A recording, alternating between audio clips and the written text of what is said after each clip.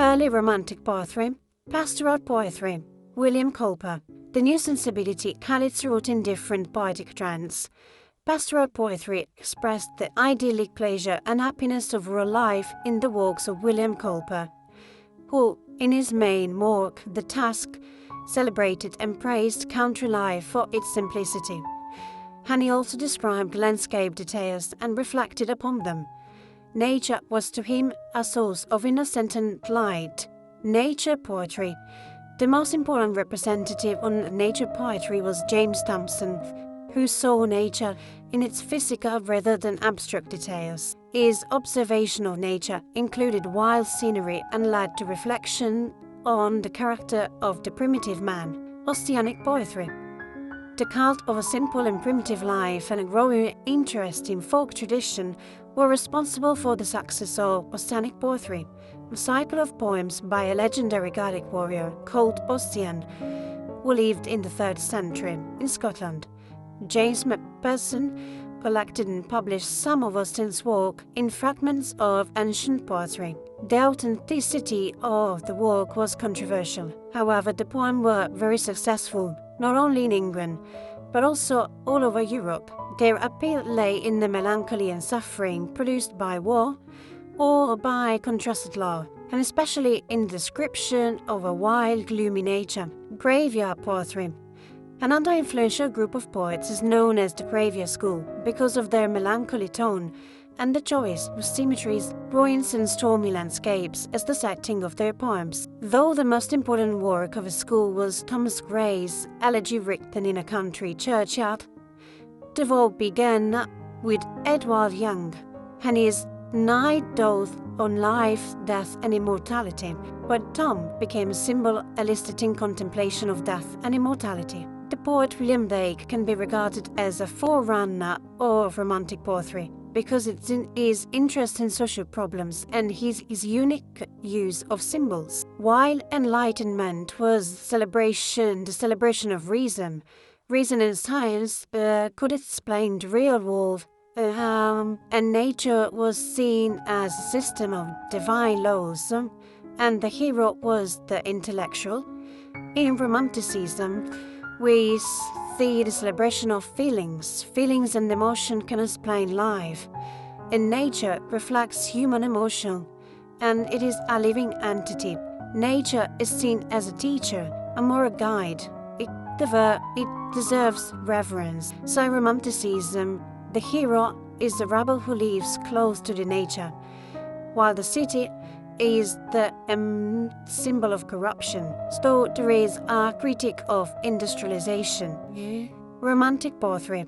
At the end of 18th century and the beginning of the 19th century, English Romanticism saw the prevalence of poetry, which best suit the need to give expression to emotional experience and individual feelings. Imagination gained a primary role in the process of poetic composition. Thanks to the height of the imagination, Romantic poets could see beyond surface reality and discover a truth behind the powers of reason. An almost divine faculty, imagination, allowed the poet to recreate and modify the external world of experience. So the poet was seen as a visionary prophet, or as a teacher whose task was to mediate between man and nature, to point out the evils of society, to give voice to the ideals of freedom, beauty, and truth. There was serious interest about the experience and insights of childhood.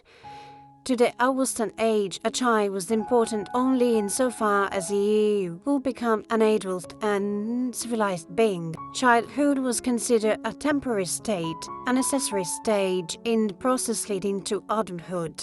For Romantic, a child was purer than an adult because he was unspoiled by civilization.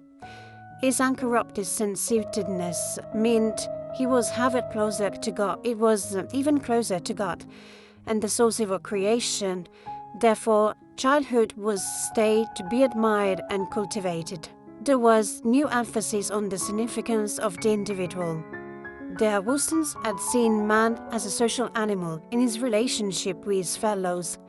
The Romantics instead saw the man essentially in a solitary state, and stressed the special qualities of each individual's mind. They exalted the atypical, the outcast, the rebel. The current of thought, represented by Jean-Jacques Rousseau, state that the conventions of civilization represented the intolerable restrictions on individual personality and produced every kind of corruption and evil.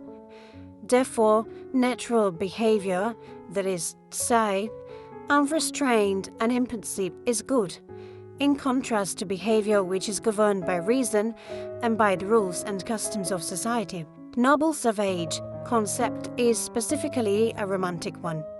The savage may appear primitive, but actually he has an instinctive knowledge of himself and of the world, often superior to the knowledge which has been acquired by a civilized man. Rousseau's theory also influenced the cult of the exotic, that is, the veneration of what is far away, both in space and time. Not only did the Romantic poets welcome the picturesque in scenery, but also the remote and the unfamiliar in custom and social outlook. The Romantic poets also regarded nature as a living force and, in a pantheistic vein, as the expression of God in the universe. Nature became a main source of inspiration, a stimulus in thought, a source of comfort and joy, and the means to convey moral truth. As regard poetic technique, breaking free from models and rules, the Romantic poets searched for a new individual style through the choice of a language and subject suitable to poetry. The problem of poetic diction was a central issue in Romantic aesthetics.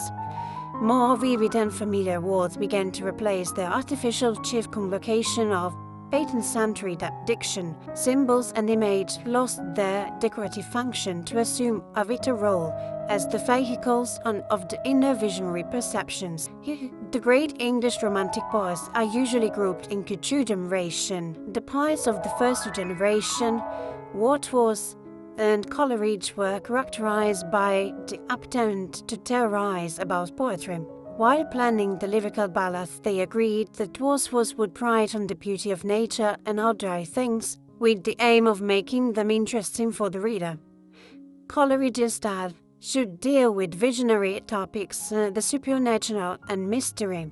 The poets of the second generation, Byron, Percy Bysshe Shelley and John Keats, experienced political disillusionment which is reflected in their poetry, in the clash between the ideal and the real, individualism and escapism, as well as the alienation of the artist from society, were stronger in this generation and found expression in different attitudes of three poets. The anti-conformist, rebellious and cynical attitude of the Byronic hero, the revolutionary spirit and stubborn hope of the Shelley's Prometheus, and finally, its escape into the world of classical beauty.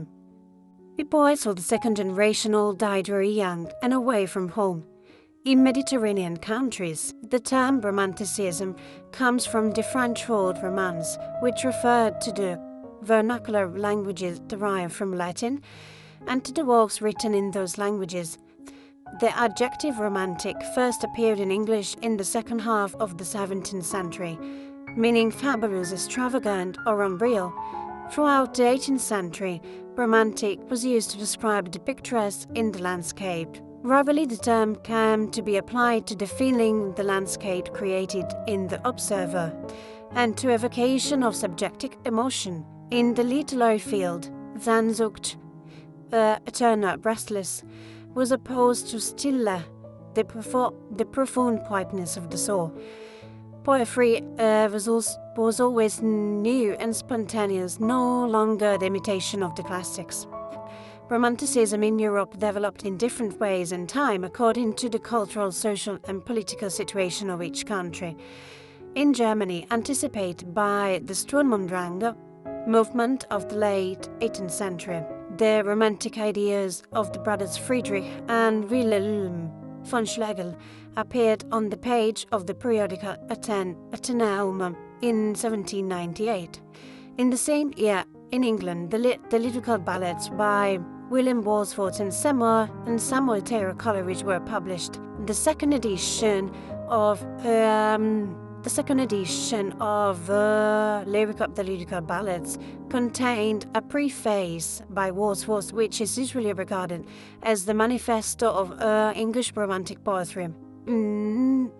So it is very important to mention Sturm und Drang, that was a proto-romantic movement in German literature and music that flourished from the late 1760s to the early 1780s.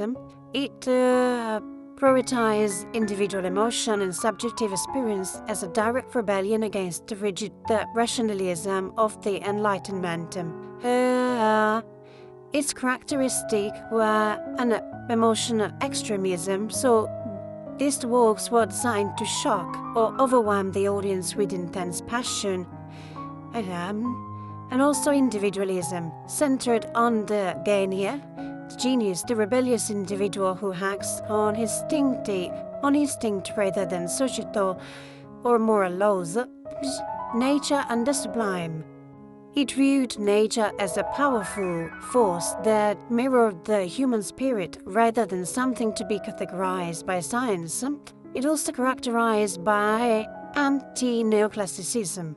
So it rejects the traditional rules of art, such as the three unities of drama, in favor of chaotic, sweeping narratives.